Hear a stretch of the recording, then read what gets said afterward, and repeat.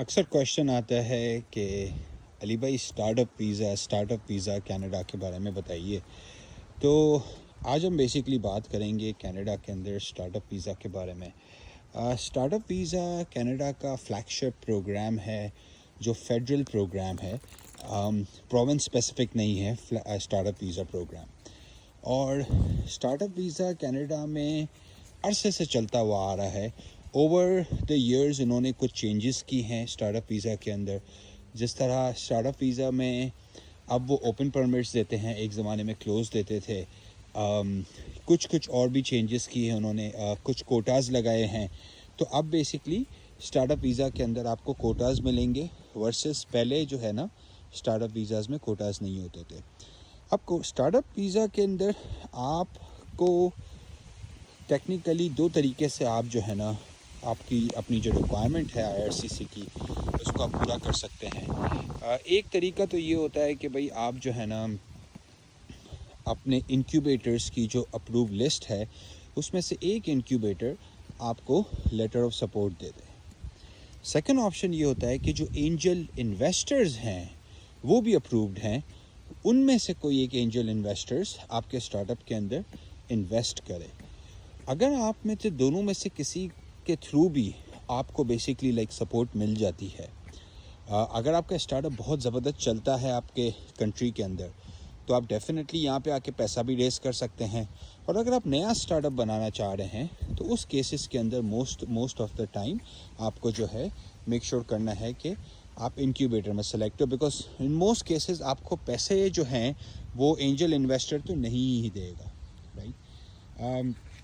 अच्छा, अब जब एक बार स्टार्टअप वीज़ा के अंदर जब आपको इंक्यूबेटर का सपोर्ट मिल गया या आपको एंजल इन्वेस्टर का सपोर्ट मिल गया, फिर आप बेसिकली अपनी PR की फाइलिंग कर लेते हैं। जब आप अपनी PR की फाइलिंग करते हैं तो आप बेसिकली इसके बाद आप वर्क परमिट के लिए भी अप्लाई कर सकते हैं। जब आप वर्क परमिट के लिए अप्लाई कर सकते हैं तो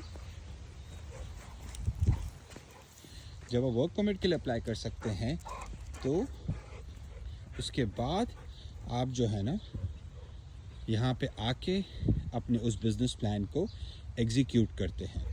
अच्छा, अब स्टार्टअप वीज़ा की जो एक बहुत अच्छी बात है, जो बहुत सारे लोग को नहीं पता होती, वो ये होता है कि भाई स्टार्टअप वीज़ा के अंदर अप टू 5 फाउंडर्स, मतलब कि 5 फैमिलीज़ एक स्टार्टअप के अंदर भी आ सकती हैं। क्योंकि अक्सर ऐसा होता है कि स्टार्टअप्स जो होते हैं वो एक फाउंडर स्टार्ट नहीं करता, मल्टीपल फाउंडर्स स्टार्ट करते हैं।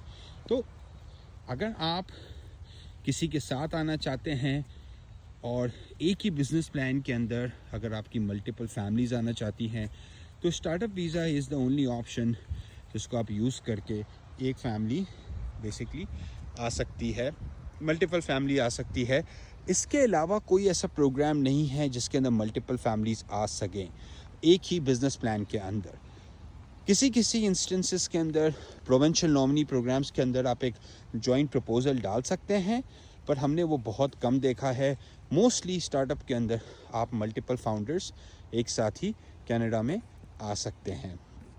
अब जब वो कनाडा आ जाते हैं तो एक फाउंडर आए, पांचों के पांचों आ जाएं, आपने दिखाना है कि भाई उन फाउंडर्स का कनाडा में होना ज़रूरी क्यों है। ये भी क्वेश्चन बड़ा क्रिटिकल है।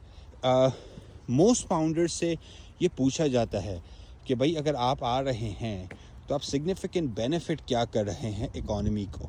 अब आपने मेक श्योर करना है कि जब आप अपने स्टार्टअप की वर्क परमिट की एप्लीकेशन डालें तो आप मेक श्योर करें कि आप उसमें ये मेंशन करें कि आप कौन कौन सी एक्टिविटीज़ क्यों आना चाह रहे हैं, क्यों आपके बिज़नेस को नीड है आपकी कनाडा के अंदर। जब आप ये चीज़ एक बार कंसोलिडेट कर लेते हैं तो आपके वर्क परमिट्स अप्रूव हो जाते हैं। जब आप यहाँ पे आ जाते हैं फिर आप अपने उस बिज़नेस प्लान के ऊपर एग्जीक्यूट करते हैं।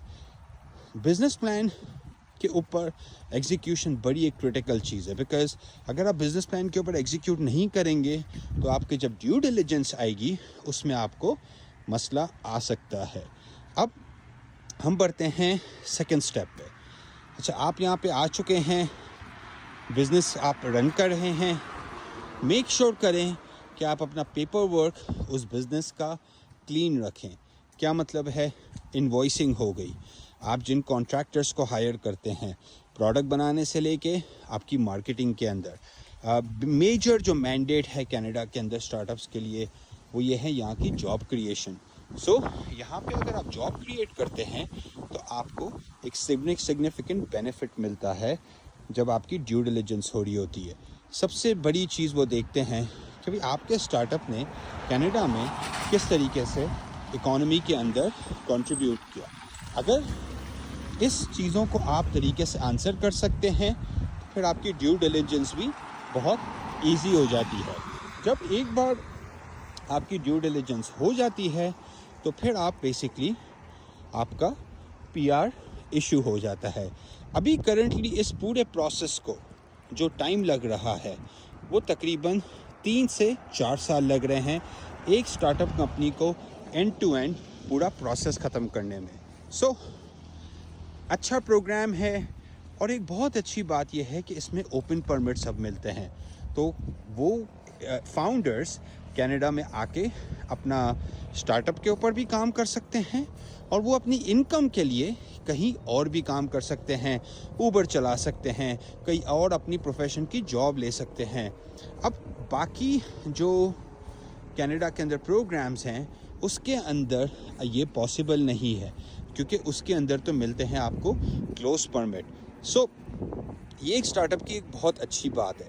اگر آپ طریقے سے کینیڈا میں آ کے اپنی پروڈکٹ لانچ کرنا چاہتے ہیں, آپ انوویٹر ہو, آپ پروڈکٹ ڈیولپر ہو, تو اسٹارٹ اپ ایک بہت اچھا پروگرام ہے, بہت فلیکسیبل پروگرام ہے.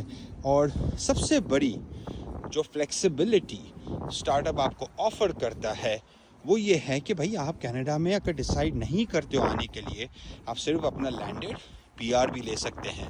بہت سارے لوگوں کی اچھی جابز ہیں, بہت سارے لوگوں کے اچھے بزنسز چل رہے ہیں, تو وہ پریفر کرتے ہیں کہ بھائی اسٹارٹ اپ کے اندر ہم جو ہے نا کینیڈا میں آ کے لینڈڈ پی آر لیں.